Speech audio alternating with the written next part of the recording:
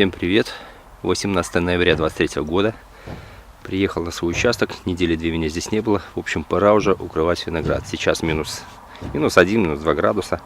В общем, такие пару дней морозики были. Я считаю, что уже можно, в принципе, укрывать.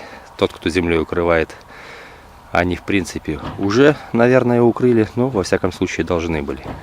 А у меня сухое укрытие. И вот такой пакет с черенками привез на хранение. Закину в гараж. Там у меня температура поддерживается, в районе там 0 плюс 10, наверное. Бывает и похолоднее, но я немножко прикрываю его там всякими телогрейками и так далее. Вот так выглядит мой укрывной материал. Это дарнит или геотекстиль нетканный иглопробивной. Он используется в дорожном строительстве. В общем, ему уже лет, наверное, 5, если не больше. Это неустойчивый к ультрафиолету, хотя я не вижу, чтобы он разрушался. И есть там, в принципе, новый я покупал. Вот этот, например, он устойчивый, но он какой-то более тягучий такой. Этот более жесткий, плотный, он мне, кстати, больше нравится. А этот такой вот, как, немножко тянется, как резина. И вот в том году я купил запас. Если не хватит, вот еще буду отматывать такой рулон.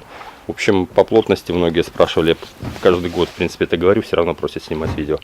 Значит, по плотности сначала я покупал 400, но потом убедился, что 300-350 более чем достаточно. В принципе, можете сэкономить. Сильно плотный не надо, и совсем уже тонкий тоже не стоит. Ну что, вот такое у меня сухое укрытие. В общем, варианта у меня два. Вот, получается, берем широкий дарнит и перекидываем через проволоку. Единственное, что вот на стыках этих, на столбах между шпалер очень сложно делать перемычки. Все равно как-то надо надрезать.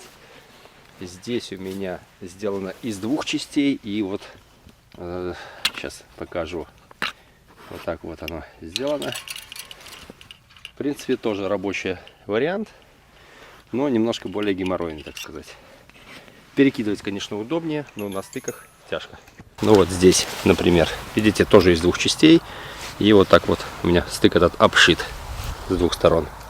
Здесь просто перекинутый, но приходится между столбами делать вот такой надрез. Он с той стороны, он у меня такой разрез. И потом его как-то обделывать, так сказать. И вот такие ряды получились у нас. Укреплено это все камнями. Эти камни потом примерзают, их потом зубами не отгрызешь. Так что вот такое у меня укрытие. На втором канале начинаю выставлять серийный контент, как мы отдыхали в Санкт-Петербурге.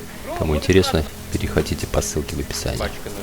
Здесь, так как с крыши падает много снега, укрепил немножко, поставил палеты такие, чтобы не продавливало. И торцы немножечко прикрыл. Я их, в принципе, никогда не укрываю, но осталось немножко у меня лапника. И вот торцы немножко так прикрыл. Где-то гуще, где-то слабее. По сути, оно роли никакой не играет. В любом случае, какая-то перестраховка для кого.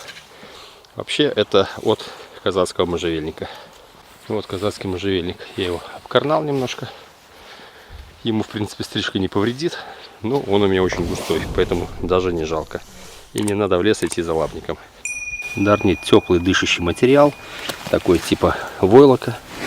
В общем, сколько лет им укрываю, проблем никогда не было. Хорошо очень все зимует. Все прекрасно. Там создается микроклимат. Ниже, чем -1, там температуры не было. Уже замеряли. Правда, регионы, где нет снега, не факт, что он поможет, потому что я знаю случаи, что подмерзало все равно. У нас снегом укутает, и у нас все хорошо. Если все-таки снега немного, может быть, еще какую-нибудь мембранку или что-нибудь сверху кинуть, и было бы еще лучше. Надеюсь, на вопрос ответил. Пишите комментарии, кому что непонятно. Всех с окончанием сезона. Встретимся в следующем сезоне. Зимой ролики еще будут. Всем пока.